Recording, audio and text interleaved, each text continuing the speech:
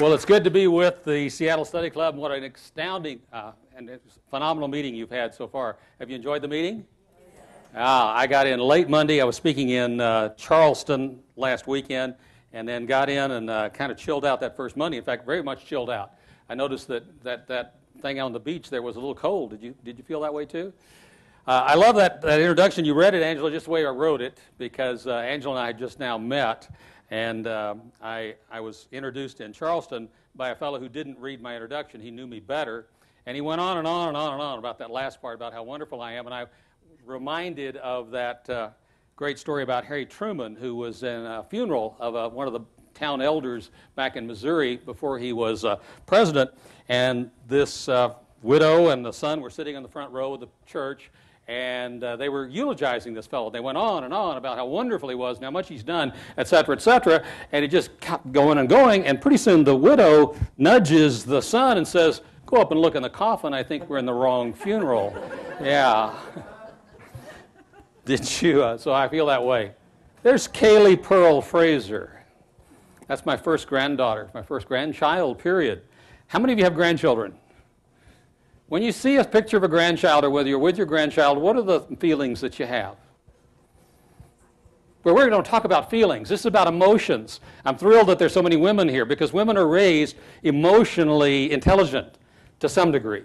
Men, I'm glad we're here too. We tend to not be raised too well that way. But what are the feelings when you see a grandchild?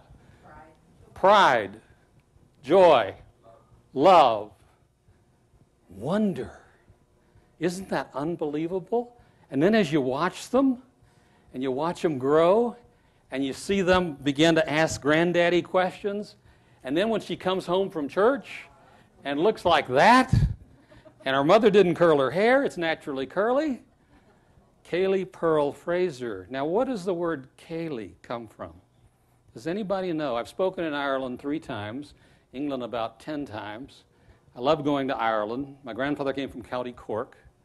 Do you know the word Ceili? C-E-I-L-I in Gaelic.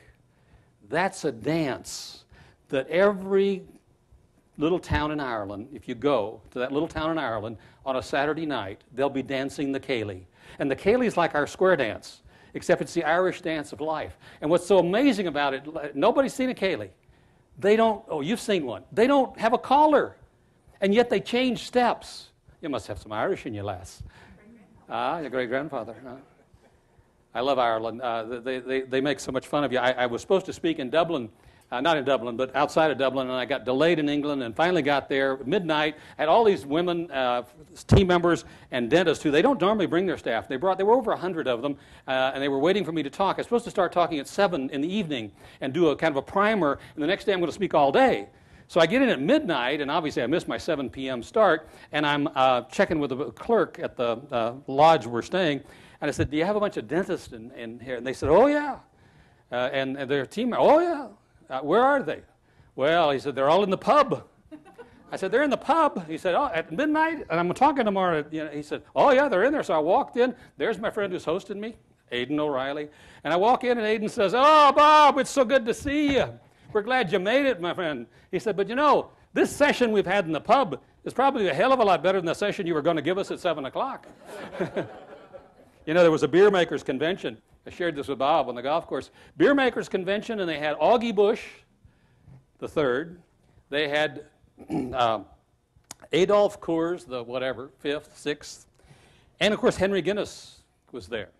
And at the end of the day, they all went down to the bar, and they were sitting in the bar, and Augie Busch says, "You know, I'm thirsty, bartender.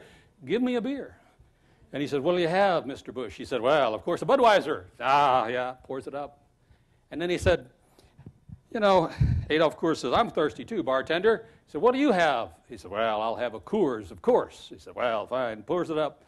And then Henry Guinness from that brewery in Dublin says, "I'll have a Coke." And both of them look around. They say, "Henry, what's up? You're having a Coke?"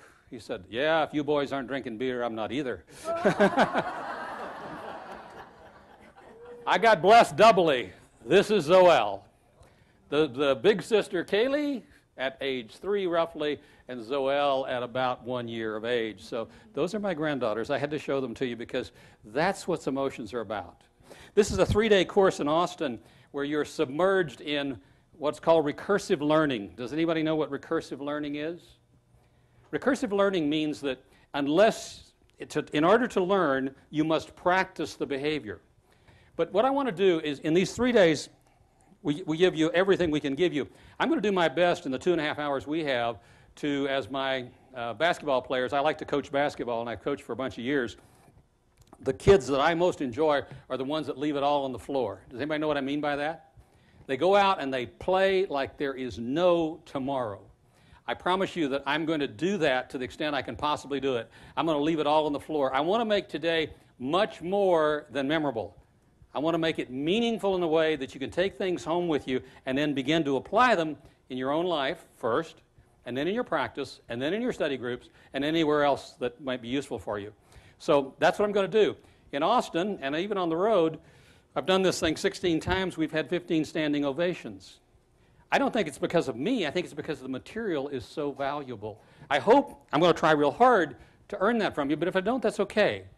I just want it to impact you in any way I can. So what are we going to do? We're going to explore with you the subject of emotional intelligence. How many of you, before you came to this meeting, knew very little about emotional intelligence? If you didn't know much about it prior to that. Anybody has read Goleman's books in the room? Daniel Goleman? Okay. Our physician friend back there. And your name is? Constance. Okay. Gain an initial understanding of how to raise your emotional intelligence, what's called EQ. Here's the good news, guys. IQ, this is not so good news, your intelligence quotient cannot be raised. But EQ can be raised. So we're going to give you an opportunity to raise EQ during this workshop. We're also going to talk about and understand healthy boundaries, true empathy, and how to listen empathically and profoundly. And you're actually going to have exercises while I'm here. We're going to try to do one before the break. That's the shortest period we've got. After the break, we're going to do 2 major exercises. We're going to close with something called a scenario. A scenario is a very high-level role play, similar to what you would experience if you were in Harvard Business School.